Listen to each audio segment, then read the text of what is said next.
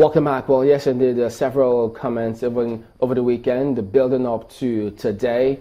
So, will the protest hold? Will it not hold? Well, yes, we've seen the comments by Two-Face announcing the cancellation of the protest, but we've seen several others saying they will go ahead with the protest. So here's what.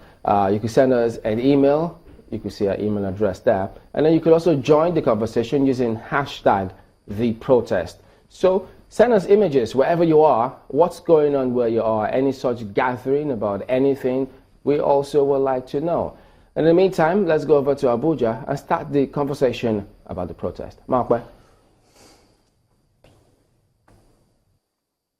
Well, thank you, Chamberlain. I have with me here Mr. Jimo Moshood. I hope I got that right. Yes, you are correct. And he's the Force Public Relations Officer of the Nigerian Police Force. You're welcome to Sunrise Daily. It's a pleasure being here. Good morning. Good morning. Now, we hear about this protest. We initially, Two-Face Idibia had come out that he was going to be leading a protest, and the protest was just going to be just to talk about the state of things, to talk about Nigeria's displeasure with the state of affairs. And then shortly after, we heard the police say that they have information that the protest was going to be hijacked, and so they advised that he shelve the protest.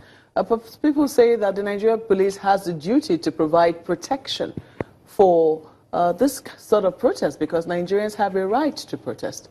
What's the police's take on that? Thank you so much. We are quite conversant that every Nigerian have the right to protest, as in the Constitution, especially Section 37, grant the right of procession and rally, in as much as it's peaceful.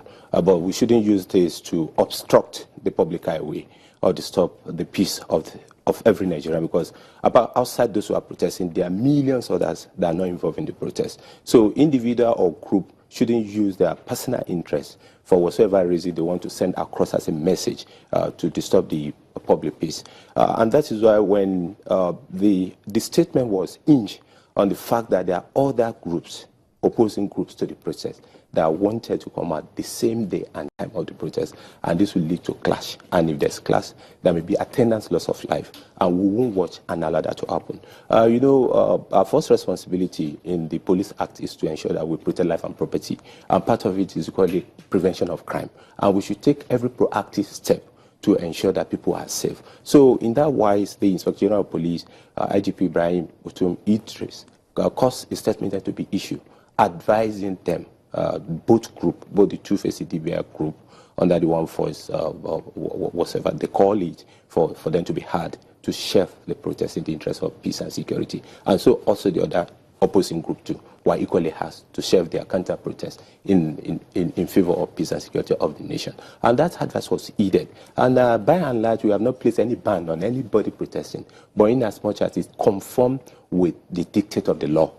You shouldn't use your own, no matter how highly placed you are, to call for general disturbance of the peace. Inciting disturbance is inappropriate. And police at every point in time have the discretion.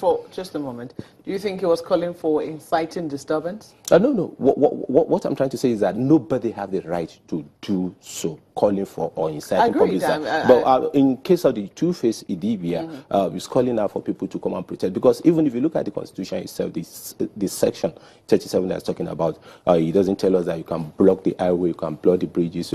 But because they are intelligent that the other opposing group are going to protest, and there's likelihood of hoodlum miscreant hijacking the protest to cause mayhem, because nobody can say protest is peaceful until when it is carried out. It is after the protest that you can know whether it is peaceful or not. And we should know when you assemble lawfully, when your assembly lawfully can turn into unlawful assembly, and when your demonstration or protest can turn into a riot, which is detrimental to the peace and security of the nation. So we won't allow under our watch for things to degenerate into that. And that is why we have the right under the Police Act, which is an act of National Assembly, to prevent occurrence of that. And that's what we have done. And we are happy. Every Nigerian is happy, because even before then, tension was seriously generated, you agree with me, across the nation, across the state, where they felt this protest is going to go on.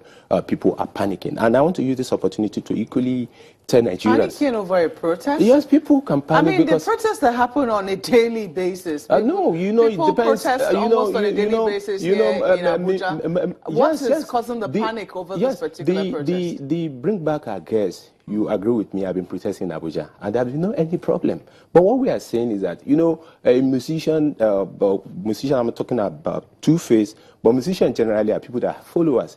And in the sense that if you cannot control the crowd, you cannot call out for protest. Mr. Moshood, I'm sorry, I have to take you back again. You said that it is wrong for anybody to incite people. I just want to know, does the Nigeria police think that Two-Face Idibia was inciting people? I didn't say that. I'm giving you another example. I'm putting a question to you because when you gave that example, I want to believe that you put it in context. I want to get it clear whether or not you think, the Nigeria police thinks that Two-Face Idibia's protest was incited. No, the protests have not even been carried out. What I'm trying to let you know, yes, was the it call. inciting? No, the call is because we have professionals. If professionals are going on protests like Two-Face Idibia and the people of Pima or people of his like and things like that, these are known people. These are people that are registered. These are people that others are known. Because if you go on protest, we are not banning any protest, but you should be ready to face the consequences of the protest if to go otherwise. But what I'm saying is that no Nigerian have the right. I'm not saying Two-Face is inciting the people, but where you call people that miscreant, hoodlums, and others, and they can hijack this process. And there's wisdom in his own release. Is the Nigeria police saying that there's nothing they could have done to protect that? Was that the only option that they could have given? Because, there are two options. This group, first of all, comes up and says, One Voice Nigeria says, we're going to protest. Two-Face decides that I have a platform, because I read his statement saying, the protest wasn't my idea. I just believe that I'm in support of this. I have a platform to reach more people. And, I think that we can galvanize more people. Let us come out and say that this system is not working for everybody. And then shortly after, we hear that, an I Stand with Buhari campaign or group is coming up to come and do another protest. There's always... I recall that in Rivers State only recently, when the police was trying to deal with two political parties, they said, why don't you, look for two different routes? That could be an option. Or choose a different day. That could also have been an option. Why did the Nigeria police not profile those solutions? Thank you so much. Politics is different from civil actions, like you want to express opinion. Politics in terms of campaign is a different thing from going on protests. That is political. But this aspect has to do with members of political parties are limited to those political parties. But when it comes to issue of a protest, it cuts across political lines. It cuts across the generality of lives of the people.